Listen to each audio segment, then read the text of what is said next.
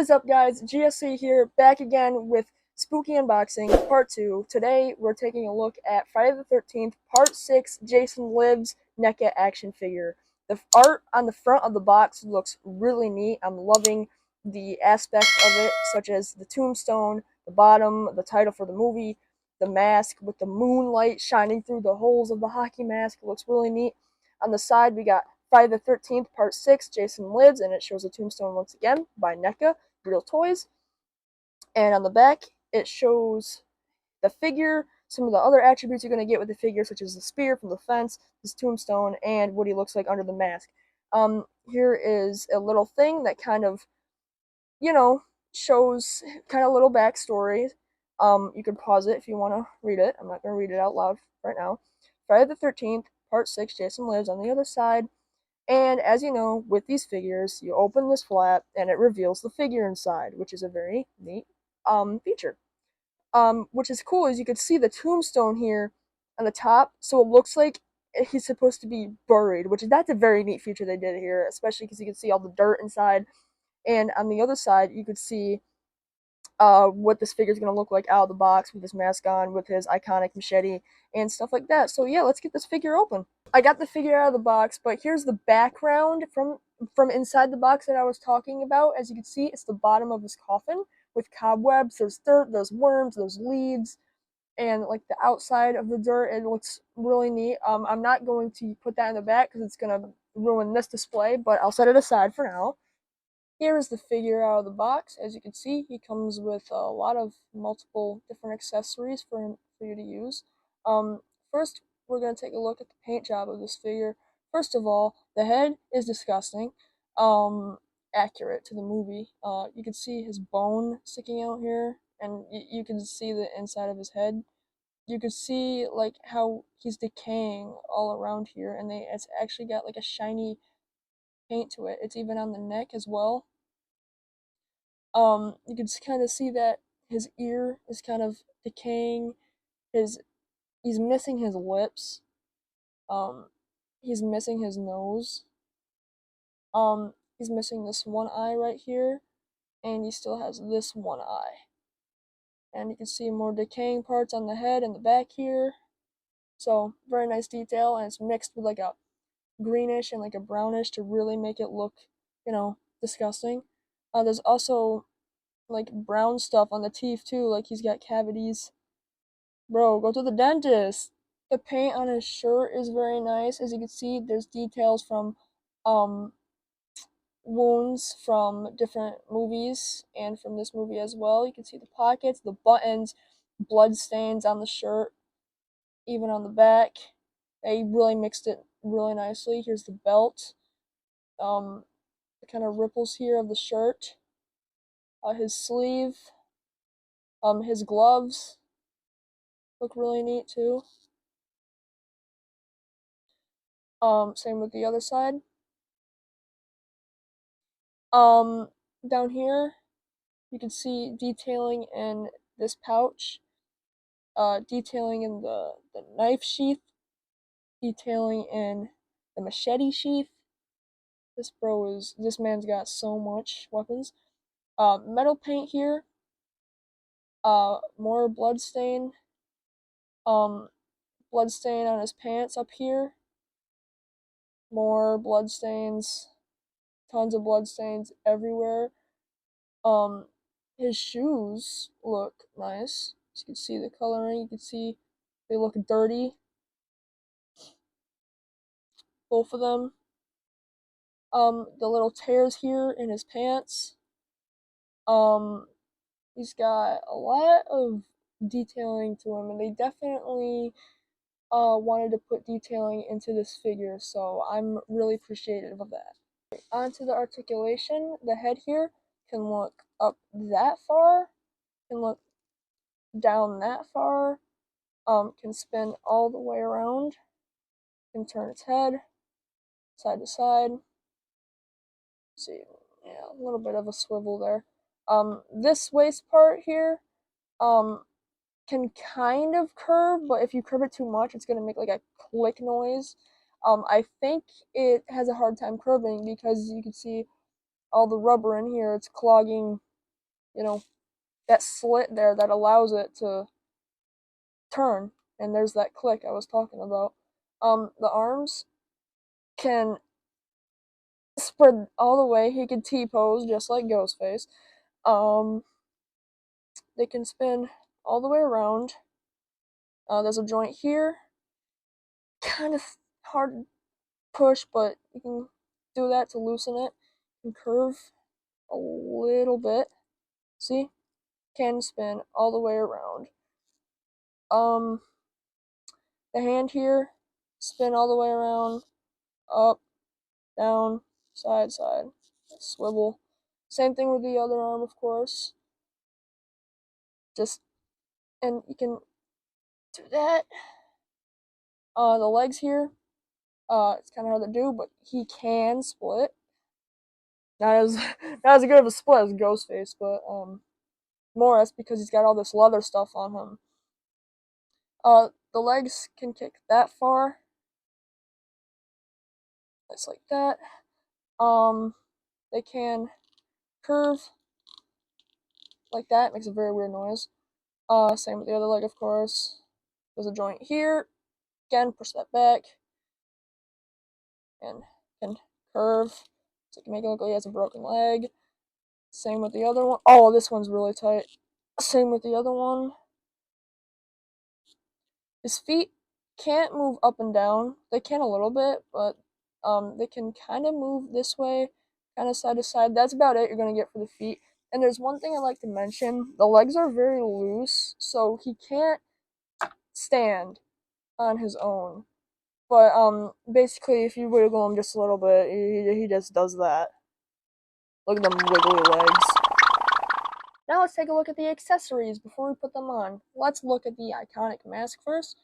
The detailing is looking very nice. As you can see, it's painted, or is that a sticker? I think it's painted on the eye holes, pitch black. You got all the holes that are pierced through. And the bands here are rubber, so it makes it very, very easy to put the mask on the figure, which I'm glad about because I had a feeling, I thought it was going to be hard to do. The entire mask is rubber. This rubber, this is just a harder rubber.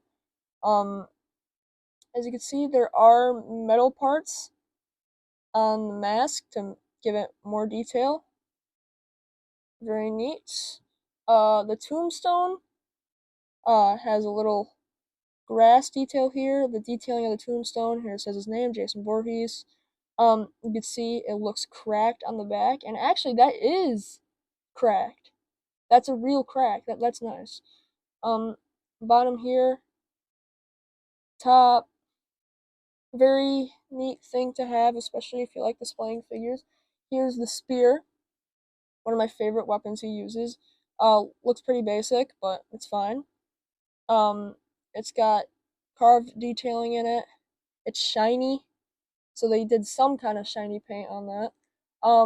This thing, I have no idea what it's called, but it's here, and it's got just the same thing as the spear. It's shiny paint, kind of basic, and it's got detailing in it. This is more shiny up top here.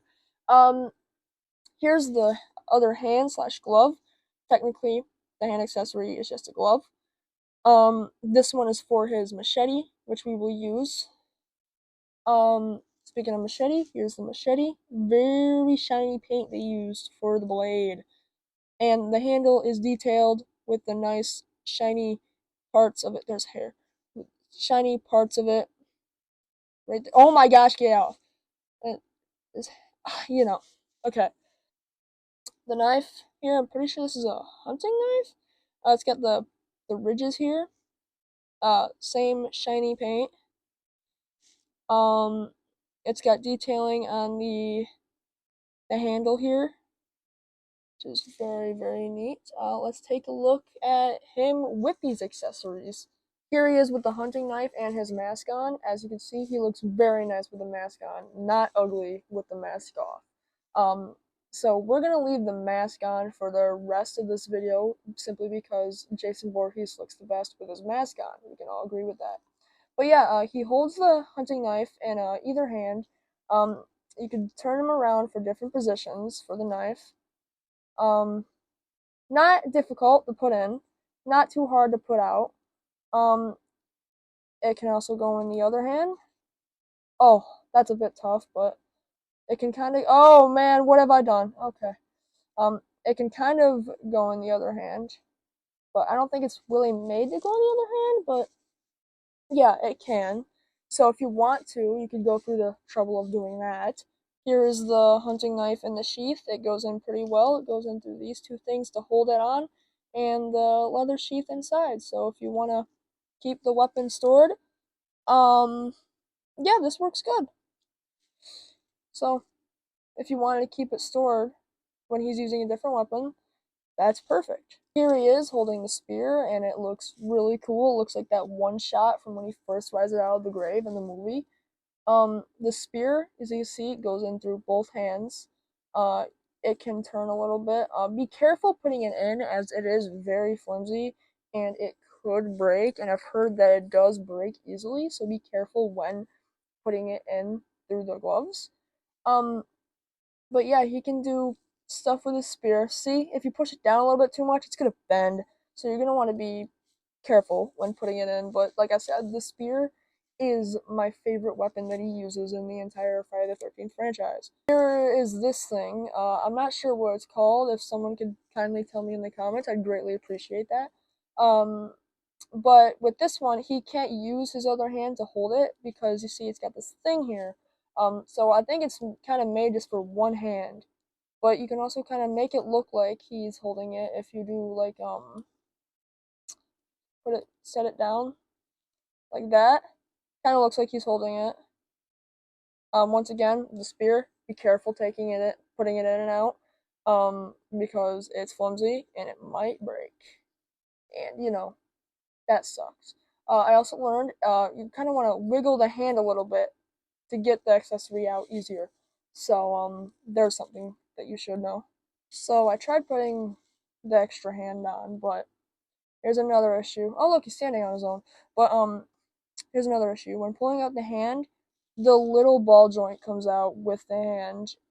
So you can't exactly attach this hand very easily. So I'm not sure if I'll be able to show him with the machete because like I said, this tiny little ball joint pops out easily with the hand while you're trying to pull on it to replace it. So I'll see what I can do here. Okay, so I've gotten the hand back on, kind of. The ball joint is really stuck in there, so I'm gonna have to do something, like probably after this video or tomorrow or something. But for now, I won't be able to show you what it looks like with the machete, but I will only be able to show how it would look on the back of the box. See, he kind of like raises his arm up with the machete. Um, but besides from the wiggly legs, the easily poppable ball joints, this figure is pretty good. So I'd recommend picking it up. I want to show it side by side with the Ultimate Ghostface figure, so let me get that. As you can see, it seems the Ghostface figure is a little bit taller, which isn't exactly accurate. Maybe without the hood, it's a bit more. They seem about the same size, height-wise. Maybe this, yeah, this is a little bit. Oh no, Jason fell.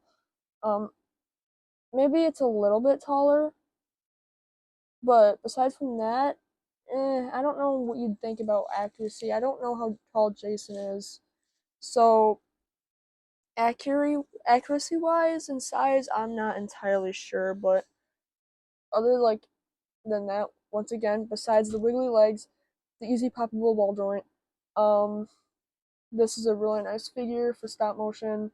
I'll probably do some stop motion with them at some point. So yeah. Alright, well, that's gonna close up this video. Like I've mentioned before, there's only a couple things that are a bit messed up with this figure, which is the loose legs and the easily poppable ball joint.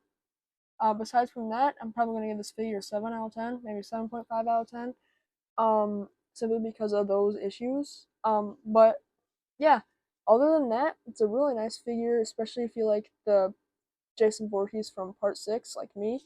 Um, in my opinion, I still think the Ultimate Ghostface figure is better because it has no issues. Um, but yeah, um, I hope you guys enjoy this video. Make sure to join the Discord in the description if you want to be a part of the community. My TikTok is down below as well. So yeah, I hope you guys enjoy this video. I'll see you in the next one. See ya, Baryonyx fam. I like Ghostface more than you.